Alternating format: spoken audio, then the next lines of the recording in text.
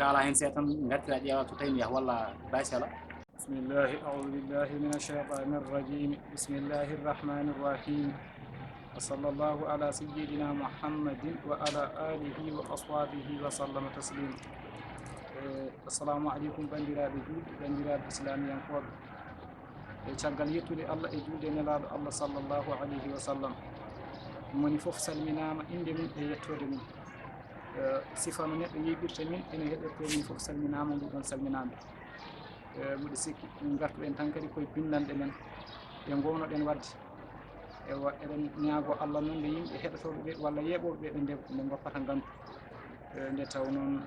bindande ɗe ɗiɓi wasi rewdirde ko haajuji aduna tan. ɗum tagi wayi noon kono wona saago amen ko hamin tardina alhaali baɗo dani amin komin tardina alhaali baɗo dani nde wan noon alhaali baɗo dani wona hunde dartotonde e wona kadi hunde gasore ha ila yawmi dine. nde wan noon nelaɗo Allah sallllahu alayhi wa sallam so yi alam o dañama dañira ko saabu annabi o sallllahu alayhi wa sallam. en mbaɗi hen bindande seeɗa nde wanon ko nelaɗo ko neɗɗo wawi haalde hen tan ko fodde seeɗa muno wona pene gasa. ewa hande noon jiɗɗen taɓade seeɗa ko yaade e ceernajo men moƴƴo o ceernajo men gando o islamiyanke e jaɓɗo islam kadi mo islam fof farnori. ewa kadi jaɓɗo fuutankagal nde taw noon en mbawa wiide kala ko dañƴen ko ceernajo o hokki en fof kono kam wonko ɓeyden en kadi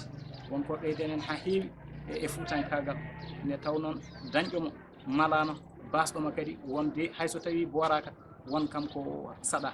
ewa kaalen koye ceernajo men biyeteɗo Cheikh Oumar Al Foutiyou Tall. ewa won nanoɓe ɓe ganda won anduɓe kadi taw ene ɓeyditori. nde wanno Cheikh Oumar neɗɗo wawa haaldude ɓuure makko gasata gaynatako. so tawi neɗɗo manti Cheikh Oumar Allah jarama manti ko Allah e manti kadi ko nelaɗo Allah sallllahu alayhi wa sallam. so tawi neɗɗo usti Cheikh Oumar usti ko hoore mum. nde wan noon Cheikh Oumar Al Foutiyou ko makko ko wona ene usto wona kone gasa ha ila yawmi dine. e ko ɗum noon hande yidde amen e makko korsa amen e makko e yidde fuutankagal e yidde ceernagal e wondemo waliyullahi e wondemo sunniyanke ko ɗum jeeyi hande jonde nde. en gaynani sira o nde wan noon ko nelaɗo ko ene heewi kono noon fuutankoɓe ɓe e yeeɓoɓe ɓe foof ene kasujini e Cheikh Oumar Al Foutiyou Tall. nanɗoɓe ɓe nanɗo Cheikh Oumar jaaɓi ɗum ene jiiɗi Cheikh Oumar Foutiyou Tall. ɓe nanani kadi jaɓani kadi ɗum kadi en goppidiɗe e kamɓe koye mabɓe. nde taw noon ko heewi haalama ɗo ala won wiyoɓe ni Cheikh Oumar wodani won haaloɓe ɓe konngudi e musɗi dal kono noon ko Cheikh Oumar ko Cheikh Oumar tan. nde wan noon toɓɓe Allah waɗe jawgal ɗe wona gatamari ittata ɗumen. hande noon ceernajo ko ndeɗon lowre jiɗɗen ene yaaji noon kono ko fodde lowel tan ko dañƴen hen foof ko barke e barkinorade. ceerno Sada calmina e yimɓeɓe e heɗotoɓeɓe e yeeɓoɓeɓe gartanamin e ceernajo Cheikh Oumar Al Foutiyou Tall. salmini bandiraɓeɓe a salmini bandiraɓeɓe kadi min beltima e garal ma. joni kam ala ko fawtete hen min jiiɗi tan ko jokkanamin Cheikh Oumar kanko hol Cheikh Oumar hamin nana hamin jaaɓi hamin gandi ko makko ko dokke kadi hamin gonɗini waliyagal makko hamin gandi kadi ko sunniyanke hamin gandi kadi jihaduji makko e golle makko foof o gollani ko islam gurdam makko foof o waɗi ko islam. enen kam eɗen jaaɓi ko makko ko eɗen gonɗini nde wan noon ceerno Mamadou Dia omo haala konngol gotol. so tawi won yiɗɓemo ɗum enen eɗen jiiɗi ɓe jiiɗaɓe kadi ɗum ko affaire muɗum. enen noon eɗen jiiɗi Cheikh Oumar ha ila yawmi dine. ewa so tawi noon Cheikh Oumar haalama hewɓe dillat fuutankagal dillat kadi wona Fouta Sénégal tan ko Fouta Sénégal Mauritanie e Mali alam o foof mbiɗa sikki dillat en andi Cheikh Oumar Al Foutiyou Tall. ewa min noon ceerno Sada hamin namdima ko ceernajo o ko hon Cheikh Oumar Al Foutiyou Tall. wa rahmatullah. ceerno Abdoul mi salminima lawol gongol kadi mi weltanimama yewtere mo jiyaɗo Allah mo gadduɗa ɗo mawlana Cheikhna Alhaji Oumar Al Foutiyou radiyallahu taala anhu. Cheikhna Alhaji Oumar Al Foutiyou ko gando bindi taw haade waliyagal ngal neɗɗo en wona waliyu Allah hokka ɗum martaba waliyagal taw bindi ɗi mbayani noon. Cheikh Mawlana Cheikhna Alhaji Oumar Al Foutiyou noon ko majma al bahrain to banggue waliyagal ngal en timmi to banggue bindi to en timmi. kono noon wiyeede walla ustede walla añede ko Allah haɗi hoore mum ko ɗo ko ceerno Alhaji Alpha Tafsirou Lima Yubba ceerno Mouhamadou Samba Sama ko wiyanno o wi ko Allah haɗi hoore mum ko hokkata ɗum nen yimɓe wonɓe ndewani Allah won sariɓe Allah ko haɗi annabi makko sallllahu taala alayhi wa sallam o hokkata ɗum nen won wurdoɓe annabi salah taw bandi hen jiiɗama ala fof mbiyanimo wadde Cheikh Oumar so wiyama noon ko ɗum ko dañi wadde kadi yahat tan mawlana Cheikh Alhaji Oumar al Foutiyou radiyallahu taala anhu ko gando bindi taw hol gandal bindi makko dendagal yimɓe pop ene jaaɓi gandal Cheikh ona Alhaji Oumar al Foutiyou ɓe wurdunoɓe wona ɓaleɓe wona safalɓe wona arabeɓe so jeeyi ha jaɓani ɓalejo ko gando haqiqi gandal makko bindi taw adi gonɗi ɗum ko arabeɓe nden noon ɗo ummiɗo o yiiɗi yaade Makkatul Mukarrama nde won noon on saaha sa yiiɗi yaade Makkatul Mukarrama a wawa lumbude tawa a heɓani sakkitore mana woni sa addani ɗum no wiyete autorisation waji goto wiye Mouhamadoul Maghribi sa ari a yiiɗi lumbude alay saago ɗon tan lumbirte on saaha faade Makka Misra sa ari aɗa ɓenni noon alay saago gadda sakkitore woni autorisation taw gumbiɗo Mouhamadoul Maghribi hokkuma wonde lawol yaya kanko mawlana Cheikh Alhaji Oumar al Foutiyou radiyallahu taala anhu ummiɗo omo yaha Makkatul Mukarrama ori ha ɗon o ala noon on saaha passe makko o ari o yi wajiɓe ɗiɗo bamaɓe ene oppi jawdi joni noon ɓe bamaɓe ubbannoɓe kanŋe o ɓe ganduɗa babiraɗo holto waɗi kanŋe o ɓe jii Cheikh Alhaji Oumar al Foutiyou ɓe kooli gandal muɗum ɓemin jiiɗi mbannamin halo walla duwanɗamin baba men ene oppi jawdi somin jiiti jawdi ndi min kokkuma hen kaɗal ken nawma ha ken artirma kanko mawlana Cheikh Alhaji Oumar al Foutiyou o fiɓi noon yo natanɓe halwa beele mo heeɓe ko yinno o caggal muɗum noon nde o fuɗɗi nadde halwa o nde ɗum yaltinimo hen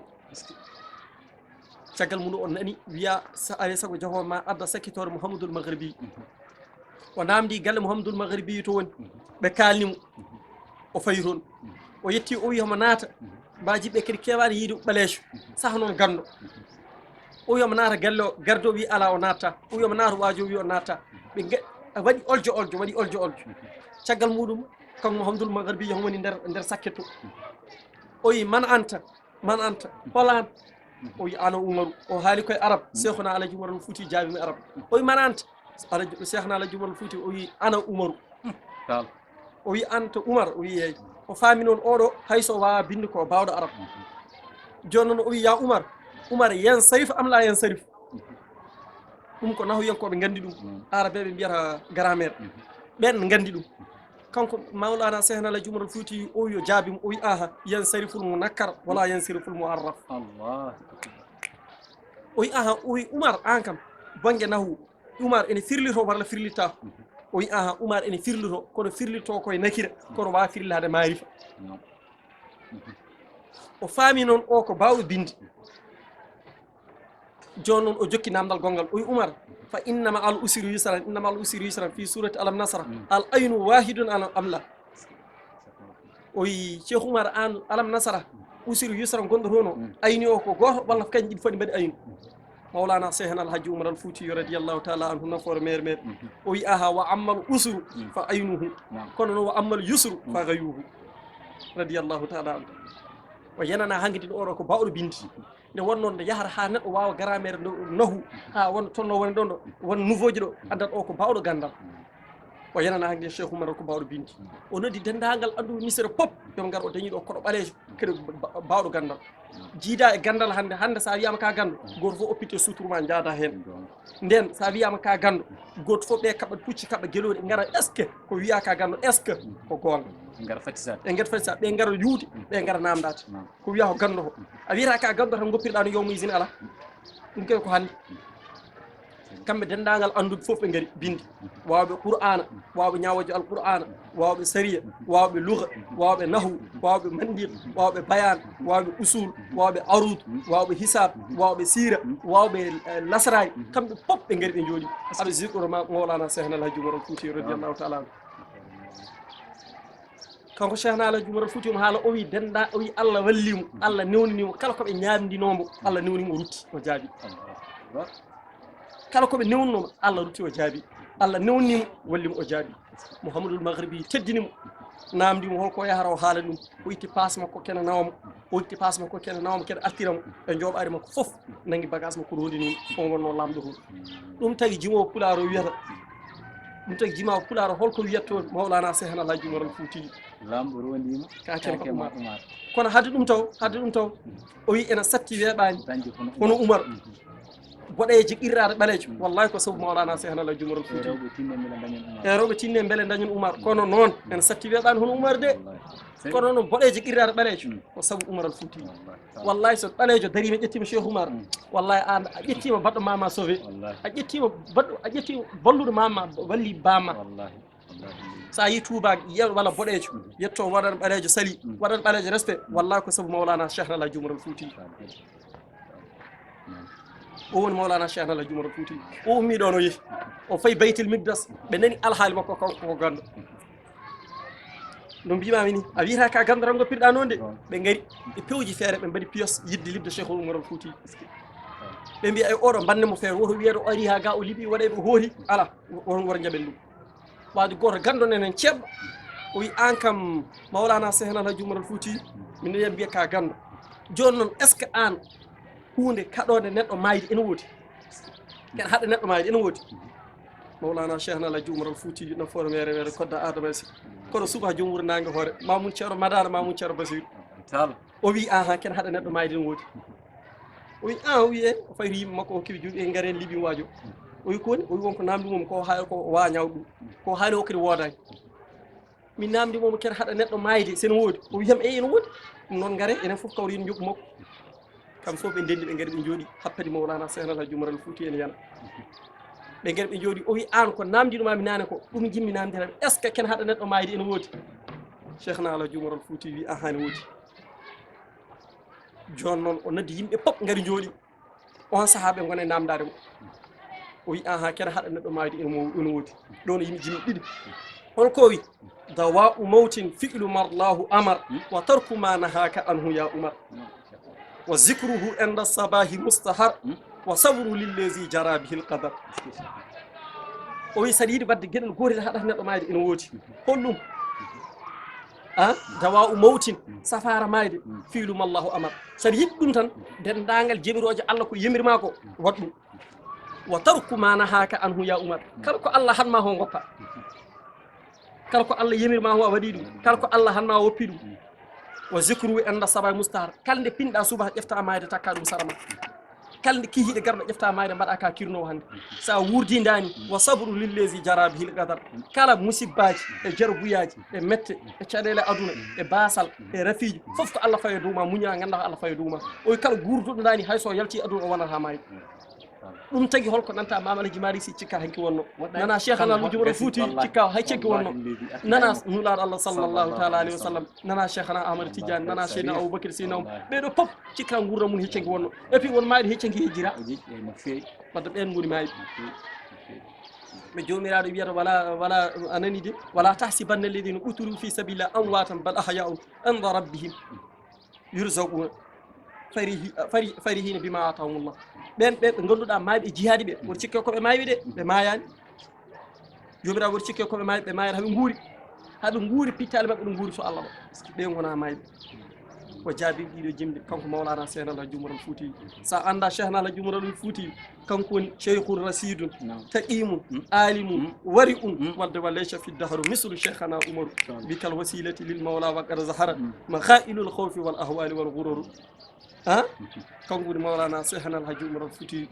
koɗo suba jomuro nangue hoore mamoun thiaro madane mamoun thiaro bachir radiallahu taala anhu ɗum wonno kona mbiɗa cheikh nala ceerno sad min beltima somi welama kadi mi wiya alam o fof weltima walla fuutankoɓe fof beltima nde wonnoon ko ceerno men ko ceerno alam o haala ko ceerno fouta haala ewa kadi yimɓe fof yeeɓoɓe walla heɗotoɓe fof puɗɗima famde jaɓɓal to paɗen to ewa gasani noon mataw ko minutaji ɗi tan timmi e kadi eɗen jarno 2STV no wiyatno kadi ƴella TV e darde muɗum kadi ene mbayi sembude hen e wideɓe wonde ñande foof gaare tinne e tiiɗe e émission he kamɓene kadi eɗen jarnoɓe ɗum ɗon ceerno sada mataw mi hokkuma konngol tan basiɗa yimɓeɓe e fodde mabɓe e cheikh oumar e guille mabɓe e cheikh oumar e guillima kadi annene e cheikh oumar min gandi ɗum te kadi min paami ɗum en gaynani noon sira annabi o mataw ɗum ɗo ko lowre tan nde lommuɗen e ken fuutankoɓe kadi e cheikh oumar ne weele en ceerno sada joni mi salminima lawol gongol bandiraɓe foof yeeɓoɓe aya o télé ɗeɗo ƴella TV o kadi kala liggotoɗo hemɓe pop eɗen duunimama yo allah waɗanno yajede waɗanaɓe cellal enen poof allah waɗan en udditare yajede ha goto foof heeɓa hen saago mum yiiya hen hoore muɗum e ko heddi ko no won noon yidde moƴƴuɓe ko yidde hoore muɗum so tawi ka ƴoƴƴo tan kala mo Allah yiɗi ɓerde feere funta ɓerde ma ha jiiɗa on kala mo Allah dañi haaju funtu ɓerde ma ha jiiɗa on kala ko dañƴa haaju goɗɗum ka goppo te hay sa dañi hen waɗata barkinta ay neɗɗo dañal taw ngal barkinani kono noon yidde moƴƴuɓe rewde moƴƴuɓe ko ɗum woni ko barkinde kadi ɗum woni ko nafata bandiraɓe fof min calmini moon fof ɗo salminte weltoɗo kadi min duwonima ɗum fof nde won noon haalde ɓeeɗo ko moƴƴere e barke jipporoɗon zicru salihina tatanazzalahu rahmat eɗen ñaagui barkeji mabɓe yurmede Allah e weluye Allah sababude mabɓe e barkeji mabɓe yo Allah waji ɗum e meɗen hedda ɗum e meɗen barke annabi sallah sallam barke ceero men cheikhna mawlana alhaji Umar al Fouti radiallahu taala anhu calmini emin juurima wa akhiru dawana an alhamdulillahi rabbil alamin assalamu aleykum wa rahmatullah a haali ɗo wonde Cheikh Oumar yimɓe fof noddima e on saka sa faami hay goto tawaka so wona kanko te kadi omo haɗani tan e makko o hammani ɗum toon o jaabima o wiyani hay goto o yadani e Samba o yadani e Demba ko kanko yeehi kadi o jabanaki hoore makko o jabini ko Fuutankagal o jabini ko gandal caggal muɗum o arti ɗo e nder Fouta kadi o nafodiri e men o hutodiri e men ko poɗɗi hutodirde e men ko ewa mataw on calminama on juurama on ñagama duwaw on beltanama mataw ko weeli yonata ko ɗo tan kadi hande kalduɗen e alhaali o yo Allah hokku en kadi walde e jaam sababu Seydi Cheikh Tidiane hokku en kadi timminde winnande e keddiɗe wa akhru dawana alhamdulillahi rabbil alamin.